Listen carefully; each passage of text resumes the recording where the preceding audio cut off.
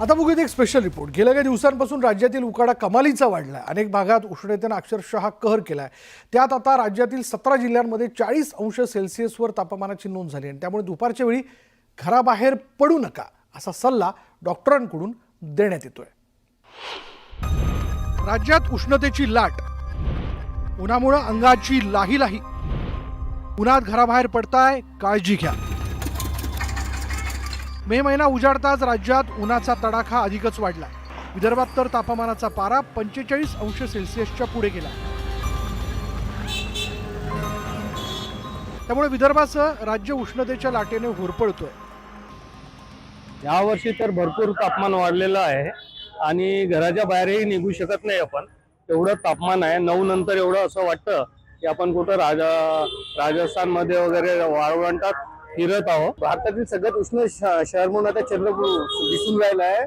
लहान लेकरांच्या तब्येती खराब होऊन राहिल्या आहे। एक तर वातावरणात काही बदल होतोय, त्यामुळे पण इम्पॅक्ट पडतोय।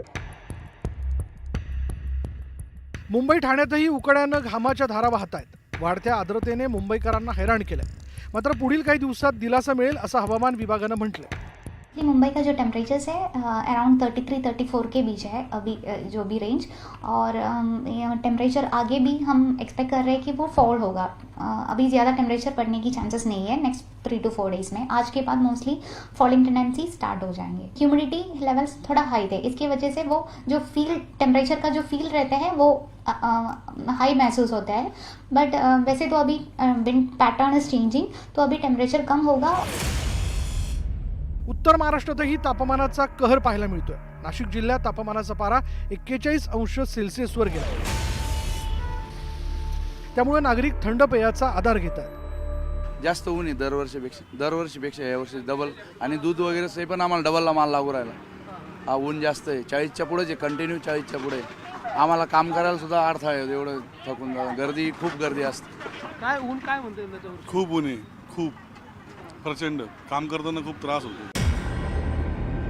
पश्चिम महाराष्ट्रातही उष्णतेचं प्रमाण चांगलंच वाढलंय।